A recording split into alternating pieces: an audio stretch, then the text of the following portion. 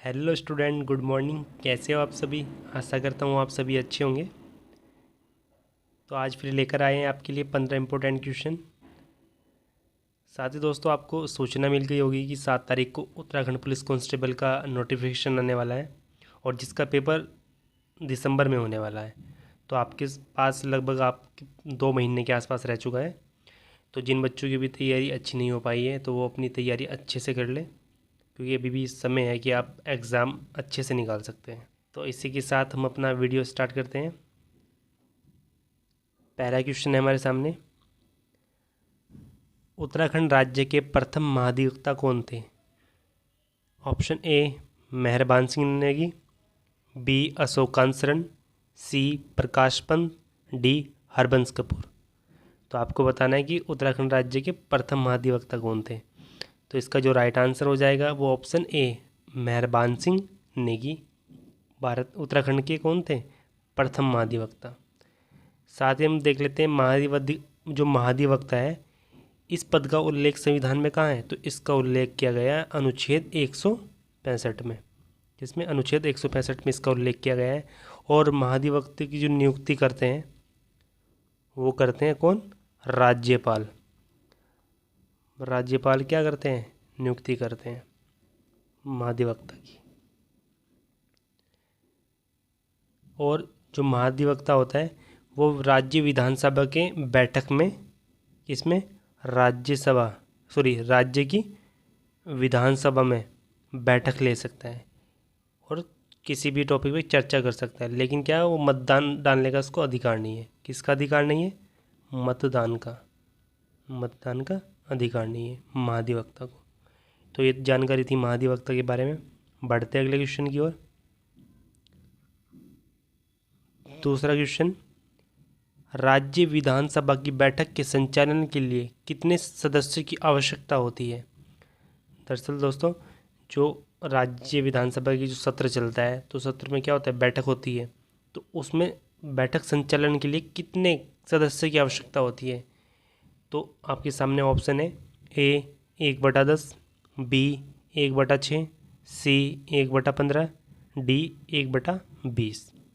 तो इसका right answer हो जाएगा ऑप्शन ए 1/10। 1/10 का मतलब क्या है? जैसे कि किसी मान लीजिए उत्तराखंड विधानसभा है, उसमें कितनी सीटें हैं? 70 सीटें हैं। तो अगर विधानसभा की कोई बैठक होनी है तो इस 70 सीटों का 1/10 सदस्य वहाँ पर उपस्थित होने चाहिए। 1/10 सदस्यों का मतलब क्या है कि कम से कम 7 सदस्य वहाँ पर अनिवार्य रूप से होना चाहिए। तभी क्या होगा? सदन की बैठक चल पाएगी। तो आई होप आपको अच्छे से ये भी समझ में आ गया होगा। बढ़ते अगले क्वेश्चन की ओर।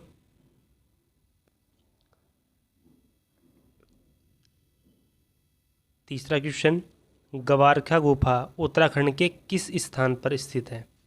तो आपको किसके बारे में बताना है?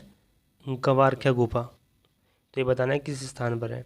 ए अल्मोड़ा, बी पिथौरागढ़, सी चमोली, डी बागेश्वर। तो इसका राइट आंसर हो जाएगा स्टूडेंट वो आपका चमोली। ऑप्शन सी इसका राइट हो जाएगा। जो ये गवारखा गुफा है ये चमोली में किस स्थान पर स्थित है? चमोली में ये अलकनंदा नदी के किनारे। किस नदी के किनारे? अलकनंदा नदी के किनारे। यहीं पर पड़ता है एक डुंगरी गांव। क्या पड़ता है? डुंगरी गांव। ये गुफा यहीं पर स्थित है। कहाँ पर? डुंगरी गांव में, चमोली के। बढ़ते अगले क्वेश्चन की ओर। फोर्थ क्वेश्चन, किस स्थान से 5.2 किलो का सोने का मुख आवरण के अवशेष प्राप्त हुए हैं? तो आपको बताना है कि कहाँ से 5.2 kg का सोने का एक मुख आवरण प्राप्त हुआ है। आपके सामने ऑप्शन है ए किमनी गांव गुफा, बी मलारी गांव गुफा, सी लाखू गुफा। ये यहाँ पे लाखों नहीं होगा, ये होगा लाखू गुफा। ये मिस्टेक हो गई है लिखने में, लाखू गुफा। और डी है रामगंगा घाटी। तो इसका जो स्टूडेंट राइट आंसर हो जाएगा वो हो जाएगा आपका मलारी गांव गुफा, यानी ऑप्शन बी इसका राइट हो जाएगा। और ये कहाँ पर पड़ती है? ये पड़ती है आपकी चमोली ज़िले में। चमोली जिले में। और इसकी जो खोज की थी वो की थी गढ़वाल विश्वविद्यालय के प्रोफेसरों ने। गढ़वाल विश्वविद्यालय के प्रोफेसर ने इसकी खोज की थी। और उस खोज में क्या प्राप्त हुआ था? 5.2 किलो का सोने का मुखावरण प्राप्त हुआ था एक। और ये खोज कब की गई थी? ये की गई थी सन 2002 में। 2002 में। ये कहाँ से प्राप्त हुआ है? मलारी गांव गुफा से, जो कहाँ पड़ती है? चमोली में। खोज किसने की? गढ़वाल विश्वविद्यालय ने। और कब की? 2002 में। तो ये भी आपको समझ में आ गया होगा। बढ़ते अगले क्वेश्चन की ओर। क्वेश्चन 5वां, ऋग्वेद में उल्लेखित सप्त सिंधु क्षेत्र का संबंध किस क्षेत्र से है? जो ये सप्त सिंधु क्षेत्र है, इसका ऋग्वेद में उल्लेख किसके लिए किया गया है? तो आपके सामने ऑप्शन है, ए कुमाऊं क्षेत्र, बी गढ़वाल क्षेत्र, सी गंगा नदी क्षेत्र, डी सिंधु नदी क्षेत्र। तो इसका राइट आंसर हो जाएगा आपका बी गढ़वाल क्षेत्र के लिए गया है। किसका? सप्त सिंधु क्षेत्र का। तो बढ़ते हैं अगले क्वेश्चन की ओर। 6th क्वेश्चन है, लक्ष्मण जी ने गढ़वाल के किस स्थान पर तपस्या की थी? तो आपको बताना है कि जो लक्ष्मण जी थे उन्होंने गढ़वाल के किस स्थान पर तपस्या की थी। तो आपके सामने ऑप्शन है, ए कालसी, बी तपोवन, सी केदारनाथ, डी गंगोत्री। तो स्टूडेंट इसका राइट आंसर हो जाएगा आपका ऑप्शन बी तपोवन। तपोवन में लक्ष्मण जी ने क्या की थी? तपस्या की थी। और ये तपोवन कहाँ पड़ता है? ये पड़ता है आपके टिहरी जिले में। कहाँ पर? टिहरी जिले में।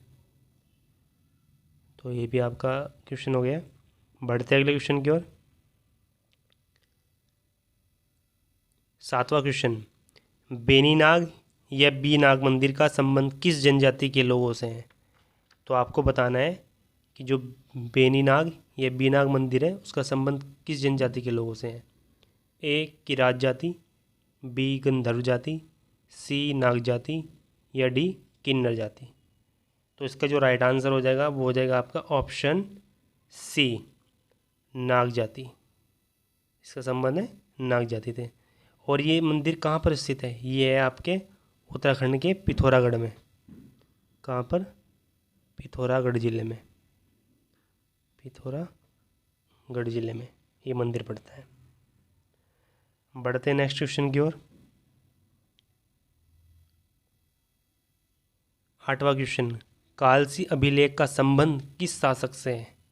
तो आपको बताना है कि जो कालसी अभिलेख है इसका संबंध किस शासक से है। तो आपके सामने ऑप्शन है, ए चंद्रगुप्त, बी समुद्रगुप्त, सी अशोक, या डी बिंदुसार। तो स्टूडेंट इसका राइट आंसर हो जाएगा आपका ऑप्शन सी अशोक से। तो ये कालसी अभिलेख किसका अभिलेख है? ये है अशोक का। और ये इसकी स्थापना कब की गई थी? तो ये की गई थी 257 ईसा पूर्व में। 257 ईसा पूर्व में। कहाँ पर? टोंस नदी और यमुना नदी के संगम पर इसकी स्थापना की गई थी। और ये जो कालसी अभिलेख है किस भाषा में लिखा गया है? ये लिखा गया आपकी पाली भाषा में। किस भाषा में? पाली भाषा में। तो ये थी इसके बारे में जानकारी। चलते हैं नेक्स्ट क्वेश्चन की ओर। 9वां क्वेश्चन, उत्तराखंड में लाखामंडल शिलालेख का संबंध किससे है? तो आपको बताना है कि लाखामंडल शिलालेख का संबंध किस व्यक्ति से है। ए राजकुमारी ईश्वरा देवी, बी रानी कर्णावती, सी अजयपाल सिंह, या डी बलभद्र शाह। तो इसका जो राइट आंसर हो जाएगा वो होगा आपका ऑप्शन ए राजकुमारी ईश्वरा देवी से इसका संबंध है। किससे? राजकुमारी ईश्वरा देवी से। और ये कहाँ पर स्थित है? तो ये स्थित है आपके देहरादून जिले में। कहाँ पर? देहरादून जिले में। और एक क्षेत्र पड़ता है जिसको बोलते हैं जौनसार बावर क्षेत्र। जौनसार बावर क्षेत्र, वहीं पर ये स्थान है। और यहीं पर एक जनजाति रहती है जिसको बोलते हैं जौनसारी जनजाति। आइए बढ़ते हैं नेक्स्ट क्वेश्चन की ओर। 10वां क्वेश्चन है हमारे सामने। कुनिंद वंश का सबसे शक्तिशाली शासक किसे माना जाता है? तो आपको बताना है कि कुनिंद वंश का सबसे शक्तिशाली शासक कौन था। Option A Amoghvarti, B Vasantdev, C Seelvarman, D Harshvardhan. तो इसका जो राइट आंसर हो जाएगा वो हो जाएगा आपका ऑप्शन ए अमोघवर्ती। जो अमोघवर्ती था वो कुनिंद वंश का सबसे शक्तिशाली राजा था। बढ़ते हैं नेक्स्ट क्वेश्चन की ओर। 11वां क्वेश्चन। निम्नलिखित में से गोविशान किसका प्राचीन नाम है? तो आपको बताना है कि यहाँ पे गोविशान किसका प्राचीन नाम है। तो आपको 4 ऑप्शन है। ए ऋषिकेश, बी कोटद्वार, सी काशीपुर, डी चंपावत। तो प्राचीन काल में गोविशान किसको बुलाया जाता था? वो का ऑप्शन हो जाएगा सी काशीपुर। किसको? काशीपुर। और इसी गोविशान से क्या प्राप्त हुए? गोविशान से प्राप्त हुए कुषाणकालीन मुद्रा प्राप्त हुई है। क्या हुई है? कुषाणकालीन मुद्राएं। कहाँ से? गोविशान से ये मुद्राएं प्राप्त हुई है। तो ये थी इसके बारे में जानकारी। चलते हैं नेक्स्ट क्वेश्चन की ओर। क्वेश्चन 12वां। उत्तराखंड की अल्मोड़ा में स्थित कटारमल मंदिर का संबंध किस देवता से है? तो आपको बताना है कि जो कटारमल मंदिर है उसका संबंध किस देवता से है। ऑप्शन है ए विष्णु भगवान, बी ब्रह्मा जी, सी सूर्य भगवान, ऑप्शन डी भगवान शिव। तो इसका जो राइट आंसर हो जाएगा वो हो जाएगा आपका ऑप्शन सी सूर्य भगवान से। तो इसका संबंध है सूर्य भगवान से। और ये कटार मंदिर है जो इसको जो बनवाया था वो बनवाया था राजा कटारमल ने। राजा कटारमल ने। और ये कहाँ पर है? ये है आपके अल्मोड़ा में। ये आपके अल्मोड़ा में स्थित है। बढ़ते हैं नेक्स्ट क्वेश्चन की ओर।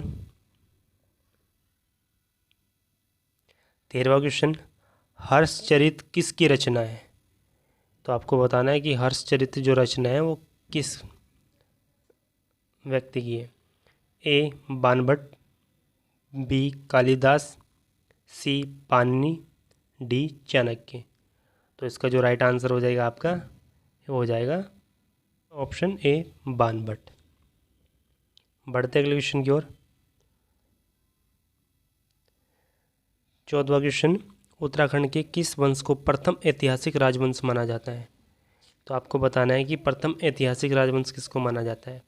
ऑप्शन ए चंद्रवंश, बी पवार वंश, सी कुनिंद वंश, डी कार्तिकेयपुर वंश। तो इसका राइट आंसर हो जाएगा आपका कार्तिकेयपुर वंश। इसको बोला जाता है उत्तराखंड का प्रथम ऐतिहासिक राजवंश। चलते हैं हम नेक्स्ट क्वेश्चन की ओर और इस वीडियो का अंतिम क्वेश्चन। 15वां क्वेश्चन है। चंद्र राजवंश का राज्य चिन्ह क्या था? तो आपको बताना है कि जो चंद्र वंश था उसका राज्य चिन्ह क्या था। ऑप्शन ए बाघ, ऑप्शन बी गाय, ऑप्शन सी त्रिशूल और ऑप्शन डी घोड़ा। तो आपको बताना है कि क्या था। तो स्टूडेंट इसका जो राइट आंसर हो जाएगा वो हो जाएगा आपका ऑप्शन बी। ऑप्शन बी इसका राइट हो जाएगा। तो आज के लिए इतना ही।